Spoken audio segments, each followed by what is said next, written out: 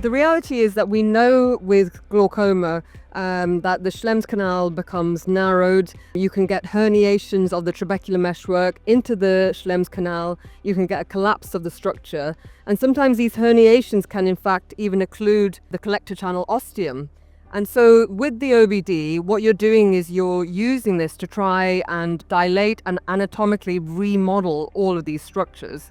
We know that about a half of the outflow resistance that is experienced, up to half of it is distal to the Schlemm's canal. So it's really trying to anatomically open up these spaces and allow for dilation. So that's why you need a larger amount of OBD, because it's not just focused within that small space of the Schlemm's canal, but also the distal outflow that's beyond that. So that's why you need these volumes, and that's why you gain the benefit of that dilation, anatomical restructuring that then is maintained and helps to maintain a lower pressure in the long term. Yeah, I completely agree with that. If you think about it from a pressure and tubing standpoint, just a fluid dynamics, you're moving from very small to much larger. And so it takes a larger amount of initial pressure to maintain higher pressures in the distal collector channels, because you have to expand those as well. Yeah, definitely. Having viscodilation at your fingertips and the amount is so important. So why? What are we trying to do with viscodelivery?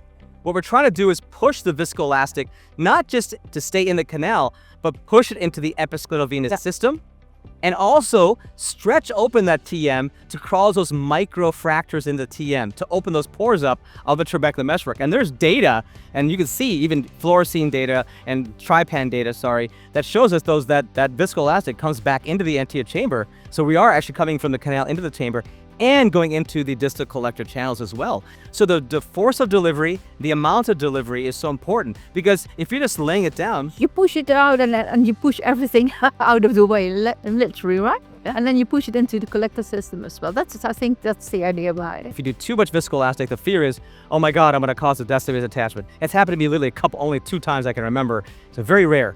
If it does happen though, 99% of the time, it goes away within a week. So it's not a scary thing. And you can put an air bubble, you can flatten it out. There's things you can do, but it's such a rare occurrence, especially if you keep that anterior chamber pressurized. You want pressure pushing against the cornea from the inside. So number 1, get a good pressurized anterior chamber.